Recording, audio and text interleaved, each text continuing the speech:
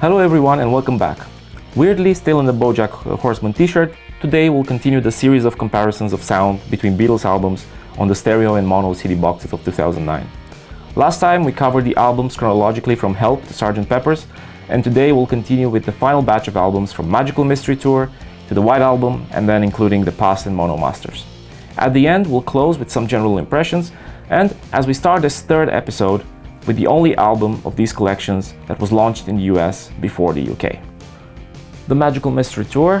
For this one, thankfully the track list is printed in a little bit bigger letters, but they matter less because you also have the tracks listed on the front. So for this one, the five songs I've chosen were Strawberry Fields Forever, Penny Lane, All You Need Is Love, The Fool on the Hill, and I Am the Walrus. We're gonna start with Strawberry Fields Forever. The mono is a great sounding mix. There's nothing that I could identify in it that made me pause it. It just sounds great. The stereo similarly sounds very good. The vocals are centered, and it's an interesting mix with the drums and the bass sounding a little bit clearer than on the mono. I think I would just prefer the stereo just because it seems like it's the kind of song which was well suited for stereo type of effects, and the split in channels sounds very natural and very well balanced. Penny Lane has another balanced and clean mono mix, while the stereo is again a little bit louder, and to me it seemed like the piano parts were a bit too loud and kind of covered the voices a little bit. The vocals were centered, so that was good. It's nice that they started to do that more on the later stereo mixes and make them less distracting and weird to listen to, at least in headphones. But here anyway, I would just tend to prefer the mono mix. Next, we have All You Need Is Love, and yet another great balanced mono mix. The stereo is nice enough as well, but the choir voices at the beginning start from the left channel, whereas the counter bass and the strings are starting at the right channel. The main vocals are centered, which is nice, but having this split of choir vocals and then strings isolated in separate channels at the beginning, it just sounded a little bit disjointed to me. So I would tend again to prefer the mono here. For The Fool on the Hill, the mono is a nice, soft, but also very clear sounding mix. The stereo is equally nice, with the vocals sounding even a little bit clearer, but it's quite similar to the mono, aside from the source of the instruments, aside from some of the instruments, which were panning to certain channels. Here I would state that the stereo is a very nice listen because it's so well balanced. There isn't much difference in quality between stereo and mono, but I would just conclude that the stereo is an interesting and very enjoyable version of the song. As a side note, when listening to this song on speakers, at about, 5 feet away from the speakers, or within a room where the speakers are just close to each other on the side of the room, I really distinguished no differences between mono and the stereo mixes. Or anyway, maybe only very, very subtle differences. But they both sounded equally great in speakers. And finally, with I Am the Walrus, the mono is a good mix, but to me, it sounded like I couldn't hear the vocals right all the time. Like they were slightly muffled or covered by the instrumental part or by the other audio effects. On the stereo, the vocals are centered and they seem stronger, they seem clearer than on the mono. The entire song and the orchestration begins panned hard left with the keyboard portion, and then during the song it gets more and more centered, while near the second part of the songs and until the end it gradually pans right. As if the song is traveling from the left side to the right side from the beginning until the end of it. This kind of excludes the part with all of the sound effects after the orchestration of the main track is over. To be honest, this one is weird on its own, but both mixes have some pros and cons to me. In conclusion for this album, initially I was going to go with the mono, but now after actually reviewing my notes for some of these and listening to them again, and also listening to other songs as well, I'm again split between the mono and the stereo. I found that 4 of these mixes were really good in mono, but also the stereo ones were very strong, especially for Strawberry Fields Forever and for The Fool on the Hill. They sounded just really, really good. So it's a little bit difficult to decide, but gun to my head, I would probably stick with the mono, although I do tend to lean decidedly towards stereo for some of the tracks.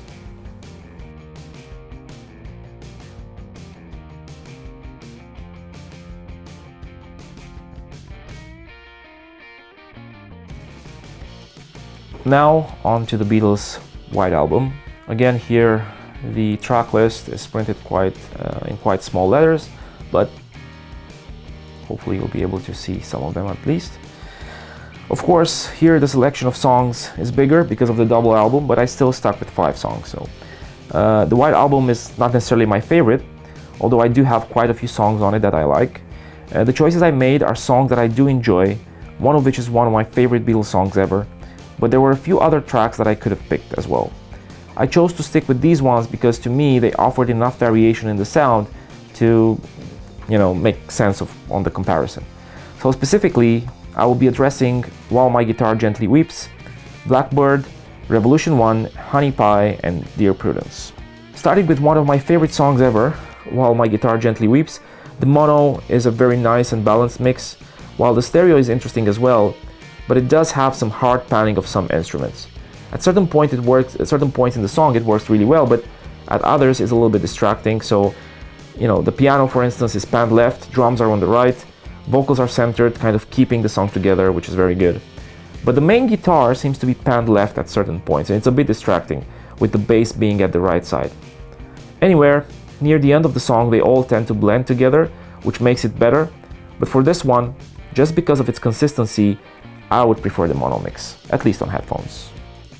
Blackbird on the mono version has the vocals sounding very warm and close, and the stereo is quite similar. It's just that the guitar is a little bit panned right. So again, for the balance of the mix and the fact that the vocals are top quality, I would prefer the mono on this one as well. Okay, so for the next two songs, Revolution 1 and Honey Pie, my feedback was the same, and it's quite straightforward. Both mono and stereo mixes were really good for both songs. So the mono one is a very nice one for both. It's well balanced, but also the stereo mixes are really good. I couldn't find significant differences that would make me think one is better than the other. They are slightly different experiences. So in Revolution 1 in stereo, the guitar is on the left, the overall orchestration oscillates from the one side to the other, but the vocals keep the whole thing tight. Here, incidentally, I managed to get a listen to the 2018 mix from the deluxe anniversary edition, and that one seems even better. Right? So it seems like a better mix, but that's just a comparison to be done maybe on another day. Honey Pie in stereo starts with some elements split, but as soon as the song gets in full swing, it's a very well put together mix, and in both mono and stereo it managed to evoke that 20s feel very intensely. So actually in both cases it's really difficult for me to choose. I would listen to both and have literally no problem with either. Dear Prudence in mono sounds very, very good, and again a well balanced mix. I'll have to say even beforehand that on this song I probably will prefer the mono. Haven't yet listened to the 2018 anniversary edition of this song, so my taste might change when I get a hand on those deluxe editions for the White Album and the other albums as well. The stereo version on this 2009 remaster, it's a very good mix. It starts with the end of the previous track back in the USSR. Almost all versions of this might have a small section at the start that is from the end of the previous track, but it seems a little bit longer and more prevalent. The first about 15 seconds of this track have the guitar panned hard right, and it seems to drag a little bit too long, leaving the left channel, just like blank with a slight hiss. It kind of reminds me a bit of the stereo mixes that were done in the earlier Beatles albums. Thankfully, as soon as the vocals kick in, the song becomes more balanced and remains like that pretty much throughout its entirety. And that turns all of this into a really nice mix. However, for this one, I think I will stick with the mono. I just liked it a little bit more. Trying to conclude on the White Album, again, this one is one where both stereo and mono mixes are very good. But here, although initially I was thinking about having a split decision, now I tend to be more inclined towards the mono version. The stereo was quite close, so I really enjoyed the 2009 stereo mixes, but at least until I will get a chance to listen and compare with the 2018 anniversary edition in full, I think I'll just stick with the mono on this one.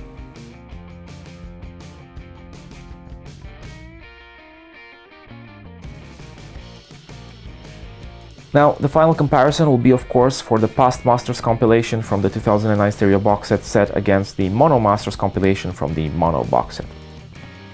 Now, these have very similar track lists, but there are a couple of differences, so probably during the video I will just turn them on the other side, just so you have a glimpse of both. But for this one I chose 7 tracks. It's also because some of them were just on singles or EPs, others were on the albums, but from those that I chose, and which were also on certain albums we covered, I picked the versions on the masters because they have either unique mixes, or there were a couple of them that were released on their albums only in stereo, like for instance Get Back or Across the Universe. So it was very interesting for me to see what a mix of those would sound like on the Mono Masters compilation.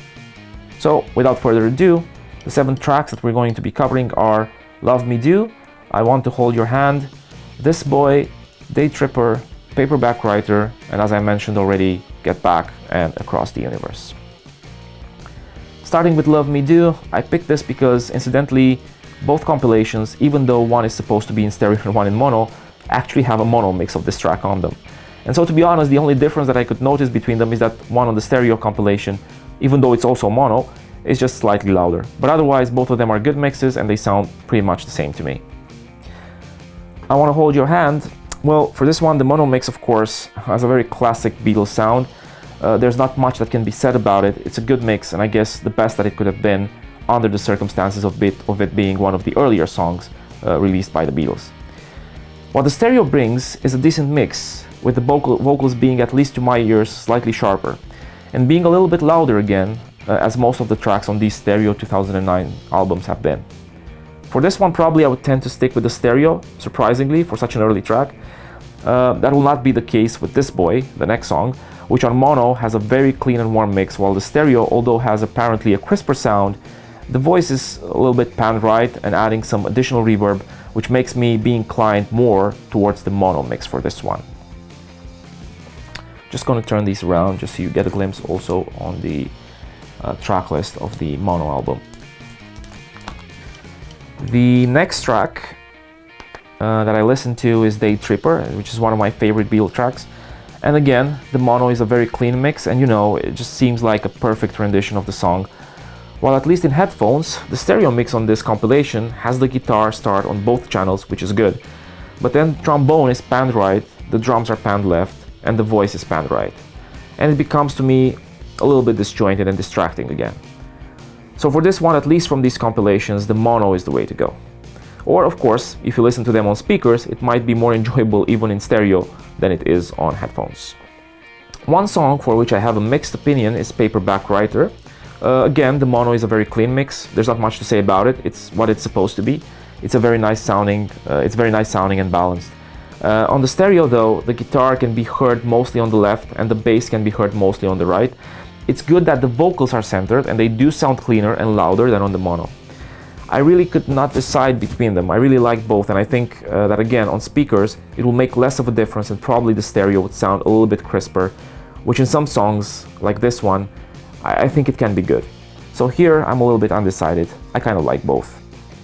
Now, for the interesting part of these compilations, which are the two tracks which are primarily released in stereo, but now are included on the Mono Masters compilation as well with mono versions. Starting with Get Back, of course taken from the Let It Be album. The mono version of this song seems to me like it has a softer start than what I was used to. There's a little bit of reverb on the vocals, and the vocals sometimes seem like they are a little bit far away and slightly muffled, as if the person who is singing them is sitting across the room without any amplification to their voice. The stereo, on the other hand, is evidently louder. The track seems a little bit bass heavy, but also the voice is a little bit clearer. There's one guitar panned to the left channel, and also the organ sections are slightly clearer than they were on the mono mix. For this one, I would tend to prefer the stereo. But of course, this song has had so many releases in the past 20 years, with the 2009 stereo mix of the Let It Be album, but also the Let It Be naked version, as well as the anniversary edition, which came out a few years ago. So choosing the best version of the song can have you go through different takes of it and different mixes, and also including compilations, which the song has been a part of. Finally, Across the Universe, the mono is a very crisp and clear mix, which is a very nice thing considering that the song was primarily released on Abbey Road, which was a stereo album. The stereo also is a crisp, clear sounding mix, so for this one really I found it difficult to make a choice again. In the end, I really like both versions and I would listen to them indiscriminately. Overall, for these compilations, with the exception of a couple of tracks on which the mono had some slight issues, I found that more of the mono mixes were preferable to me to the stereo ones. There were a couple of songs which had equally good or even better stereo mixes, but overall, at least from the ones that I targeted for this video, it looks like mono is the way to go for most of them. Maybe except Get Back. This also is considering that overall, the stereo Past Masters and the Mono Masters compilations do not have a perfectly equal track list, so there are some slight differences in the track list between the two. Well, this about wraps up the short series of audio quality comparisons between the Beatles in mono and the Beatles in stereo 2009 CD box sets. The overall conclusion for me is that, at least when taking into account these sets and these versions of the albums, there rarely is a decidedly better version for a whole album. Maybe the only notable exception being the 1965 stereo mix of Help and the mono mixes of a couple of the earlier albums. Rather, in most cases, there are specific songs which sound better in mono or stereo even on the same album. Moreover, my experience is that using a decent enough system with decent speakers will yield very good and enjoyable results for both versions of most albums, while using some decent headphones will evidently make the differences between certain mixes way more audible.